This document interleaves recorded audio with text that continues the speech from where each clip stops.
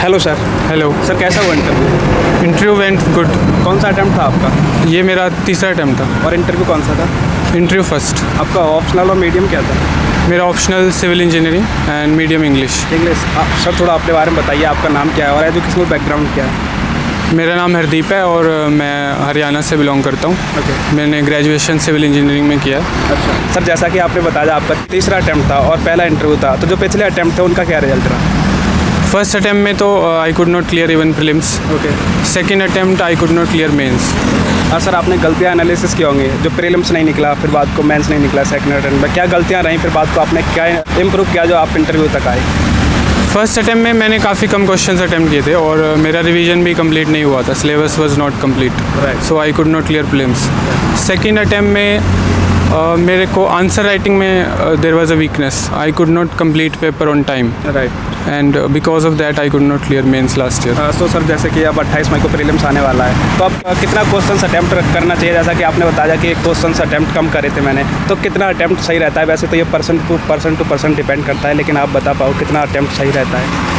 वैसे तो person to person ही वेरी करेगा। पहले आप टेस्ट सीरीज़ दें, उसमें आप जितने कंफर्टेबल हैं, आपके कितने स्कोर आ रहा है, कितने क्वेश्चंस, एक्यूरेसी आपकी कितनी है, उसके अकॉर्डिंग आप डिसाइड करें। मेरा पर्सनली ये रहता था कि मैं 90+ ही अटैम्प्ट करता हूँ अब, बिकॉज क्वेश्चंस काफ़ी ओपिनियन बेस्ड या थोड़े से ट्रिकी रहते हैं, तो आप कंफर्म नहीं होंगे।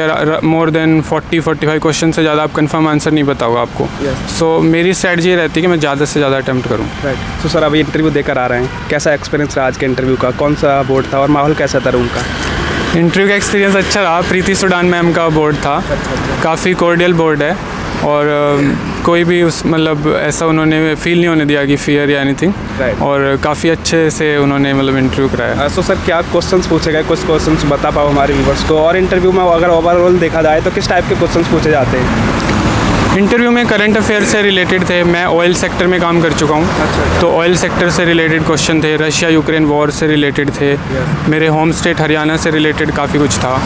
मैंने ग्रेजुएशन सिविल इंजीनियरिंग में किया है, उससे रिलेटेड भी क्वेश्चन पुटअप हुए थे। सो सर अगर बात की जाए कि इंटरव्यू के लिए प्रिपरेशन की, तो आपने कैसे की? जो मेंस के रिजल्ट के बाद आपको गैप मिला, उसमें इंटरव्यू के लिए आपने कैसे प्रिपरेशन किया, क्या क्या करते थे और कैसे करनी चाहिए इंटरव्यू की तैयारी? इंटरव्यू के लिए 3-4 चीज़ें हैं। पहला तो आपको डेफ अपना अच्छे से प्रिपेयर करना है। आपकी सिटीज़ जहाँ आप रहे हो, आपका होम स्टेट, आपकी हॉबीज़, और आपको एनालाइज भी करना है कि आप सर्विस में क्यों आना चाह रहे हो। और सेकंड इम्पॉर्टेंट है करंट अफेयर्स, काफ़ी इम्पॉर्टेंट रहता है। और थर्ड आप कुछ की जीएस टॉपिक्स भी रिवाइज करने चाहिए, लाइक GS2 एंड GS3, क्योंकि वहाँ से, और सोसाइटी फ्रॉम GS1, वहाँ से इंटरव्यू में क्वेश्चंस रहते हैं। तो और साथ में आपको प्रैक्टिस भी करना चाहिए मॉक्स वगैरह, ताकि आप अपनी प्रॉब्लम जो भी वो सजेशंस देते हैं वो आप इम्प्रूव कर सकते हो। सर बात करें अगर आपकी प्रिपरेशन की, तो कैसे हुई? कोचिंग का हेल्प लिया, सेल्फ स्टडी की थी? मैंने कोचिंग तो नहीं ली थी, मैंने एक कोचिंग ज्वाइन भी की थी, नाम नहीं लूँगा, बट उनका ऑनलाइन थी, कोई मुझे बहुत अच्छा कंटेंट नहीं लगा, तो मैंने 1-2 लेक्चर ही देखे थे उनके, तो उसके बाद मैंने सेल्फ स्टडी से ही किया था। तो सर बात करें स्ट्रैटेजी की, क्या स्ट्रैटेजी रही आपकी प्रीलिम्स और मेंस के लिए? कैसे तैयारी की, क्या रिसोर्सेस रहे आपके? प्रीलिम्स के लिए जो स्टैंडर्ड बुक्स हैं वही आपको पढ़नी चाहिए और बार बार वही बुक्स पढ़ें, शॉर्ट नोट्स बना लें, ताकि एंड टाइम पे रिवीजन में पैनिक ना हो। और टेस्ट सीरीज़ और यूपीएससी के प्रीवियस ईयर क्वेश्चन ज़रूर करने चाहिए, प्रीलिम्स के भी और मेंस के।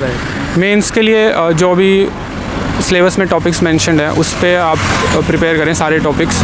अपने नोट्स आपके खुद के हों तो बेस्ट है, ताकि आप इजीली रिवाइज़ कर पाएँ। और ऑप्शनल भी काफ़ी क्रूशियल हो जाता है। और मेंस के लिए आपको आंसर राइटिंग भी काफ़ी करनी पड़ेगी। आपका सिविल इंजीनियरिंग या ऑप्शनल था, तो आपने इसकी तैयारी कैसे की? क्या रिसोर्सेस रहे? कौन कौन सी बुक लिस्ट फॉलो की? कैसे तैयार किया आपने ऑप्शनल को? आप सिविल इंजीनियरिंग का एक्चुअली मैंने कॉलेज के बाद गेट का एग्ज़ाम भी दिया था, तो मैंने उस टाइम पे भी प्रिपेयर किया हुआ था। तो मेरे पास नोट्स रेडी थे उस टाइम पे। मैंने ऑप्शनल की मैंने कोचिंग भी की है, उस टाइम पे ही की थी, तो मैंने वही नोट्स रिवाइज़ किए और यूपीएससी के प्रीवियस ईयर क्वेश्चंस किए थे 30 ईयर्स के। और इसके अलावा सिविल इंजीनियरिंग के लिए आपकी कॉन्सेप्चुअल क्लैरिटी अच्छी होनी चाहिए एंड काफ़ी प्रैक्टिस भी चाहिए। ओके सर, जैसे बात करें अगर जो प्रीलिम्स आने वाला है 28 मई को, काफ़ी बच्चे घबरा रहे होंगे कि हमको देना चाहिए एग्ज़ाम या नहीं, और मॉक लगा रहे होंगे, तो मॉक कब तक लगाते रहना चाहिए? एग्ज़ाम के कितने दिन पहले तक? कब छोड़ देनी चाहिए प्रिपरेशन एग्ज़ाम के पहले तक? आई थिंक अब मॉक्स की जगह अब उनको प्रीवियस ईयर पे ज़्यादा ध्यान देना चाहिए, क्योंकि उससे आपका माइंड सेट वैसा ही डेवलप होगा जैसा प्रीलिम्स के लिए चाहिए, जो यूपीएससी चेक करता है वहाँ पे प्रेजेंस ऑफ माइंड। अभी मुझे लगता है मॉक्स अब तो नहीं देना चाहिए, क्योंकि हार्डली 10-12 दिन ही बचे हैं, अब तो रिवीजन और प्रीवियस ईयर क्वेश्चन ही करने चाहिए। काफ़ी बच्चे सर जैसा कि एग्जाम हॉल में भी काफ़ी गलतियाँ करते हैं, तो आप कुछ बता पाओ, गाइडेंस दे पाओ कि क्या गलतियाँ नहीं करनी चाहिए एग्जाम हॉल में, और पेपर को कैसे टैकल करना चाहिए, किन क्वेश्चंस को पहले करना चाहिए? मेरा ऐसा कोई स्पेसिफिक नहीं रहता, मैं लाइन वाइज ही क्वेश्चंस करता हूँ, और एक कैलकुलेटेड गैस आपको लेना चाहिए। बाकी मेन मैटर करता है अगर आपने रिवीजन अच्छे से किया है तो आप एटलीस्ट 45-50 क्वेश्चंस 45 आप निकाल जाओगे जो आप कंफर्म होंगे, लाइक पॉलिटी, इकोनॉमी, और बाकी में आपको गैस वर्क करके, स्मार्ट गैस वर्क करके, और आपको वहाँ पे ज़्यादा लोड नहीं लेना है, मतलब just treat it as a exam. So sir थोड़ा मेंस के बारे में और बताएं, आंसर राइटिंग वगैरह आपने कब से स्टार्ट कर दी थी, कैसे तैयारी की मेंस के लिए? मैंने एक्चुअली थर्ड अटैम्प्ट में ही किया आंसर राइटिंग ज़्यादा, तो फर्स्ट अटैम्प्ट में तो मैंने कोई ऐसे ही दिया था, मतलब without much preparation. Second attempt में मैं आंसर राइटिंग नहीं कर पाया था, उस वजह से मेरे को काफ़ी स्पीड वगैरह का इशू रहा मेंस में। तो आप स्टार्ट कर दें, अगर आपका एक ब्लॉक ख़त्म हो गया, जैसे आपका पॉलिटी गवर्नेंस ख़त्म हो गया, तो आप पॉलिटी गवर्नेंस के मेंस के क्वेश्चन स्टार्ट कर सकते हैं, प्रीवियस ईयर के भी और किसी टेस्ट सीरीज से भी। एंड मोमेंट के लिए आप वेट ना करें। एक क्वेश्चन से यह और रहता है कि करंट अफेयर्स हमको कब तक की पढ़ लेनी चाहिए, और आपने कैसे तैयार किया करंट अफेयर्स, कौन कौन सा न्यूज़ पेपर पढ़ते थे आप, कैसे तैयार किया करंट को? करंट के लिए बेस्ट ये रहता है कि आप एक न्यूज़पेपर पढ़ते रहें। स्टार्टिंग में जब आप जस्ट प्रिपरेशन स्टार्ट कर रहे हैं तब आप 2-3 महीने नहीं भी पढ़ें, तब उस टाइम आप स्टैटिक पे ज़्यादा फोकस करें तो बेटर है, और ऑप्शनल पे। उसके बाद जब आपके बेसिक सब्जेक्ट्स हो जाएं फिर आप करंट अफेयर शुरू कर सकते हैं। सिर्फ एक न्यूज़पेपर और कोई भी एक मैगज़ीन, ये मोर देन सफिशिएंट है, इससे ज़्यादा करंट अफेयर पे you should not invest time. Interview time पे ज़रूर आपको ज़्यादा करना पड़ता है करंट अफेयर्स, लेकिन मेंस तक आपको बस एक न्यूज़पेपर और एक मैगज़ीन ही करना है। सर सो बात करें जैसे 2023 का तो एग्ज़ाम हो रहा है, अगर बात करें 2024 के लिए जो एस्पिरेंट तैयारी कर रहे हैं उनके लिए कैसे तैयारी की जाए? अगर बात की जाए टाइम मैनेजमेंट की, तो कब उनको ऑप्शनल ख़त्म करना चाहिए, कब प्रीलिम्स की तैयारी और कब मेंस की 2024 में प्रिपेयर करना है, उनके लिए क्या स्टेप होनी चाहिए अभी से? अभी उनको पहले बेसिक्स, अगर वो अभी स्टार्ट कर रहे हैं तो पहले बेसिक सब्जेक्ट्स कवर करें, पॉलिटी, हिस्ट्री, इकोनॉमी, जो भी जीएस के सब्जेक्ट्स हैं वो, और अपना ऑप्शनल। 3-4 मंथ बाद आप करंट अफेयर स्टार्ट कर दें, और आंसर राइटिंग भी आप एटलीस्ट एक टॉपिक आपका अच्छे से हो जाए तभी आप उस टॉपिक के क्वेश्चंस करें। ऐसा नहीं है कि आप फर्स्ट डे से ही आंसर राइटिंग कर रहे हैं, अभी आपको बेसिक कॉन्स्टिट्यूशन नहीं पता है, कुछ आपको पता नहीं है, तो उतना वो भी रिक्वायर्ड नहीं है। आप 4-5 महीने बाद आंसर राइटिंग स्टार्ट कर सकते हैं, और प्रीलिम्स से अराउंड 3 मंथ्स पहले आप प्रीलिम्स स्पेसिफिक हो जाएं जो फर्स्ट अटैम्प्ट दे रहे हैं, और प्रीलिम्स मेंस के बीच तो आप ऑब्वियसली मेंस ही पढ़ोगे। राइट। सो सर बात करें जैसे कि आपने बताया, शुरुआत में बताया कि मतलब सिविल सर्विसेज में क्यों आना चाहते हो, तो इसके आपका क्या मोटिव था सिविल सर्विसेज में आने का, क्या इंस्पिरेशन रहा आपके इसके पीछे आपका?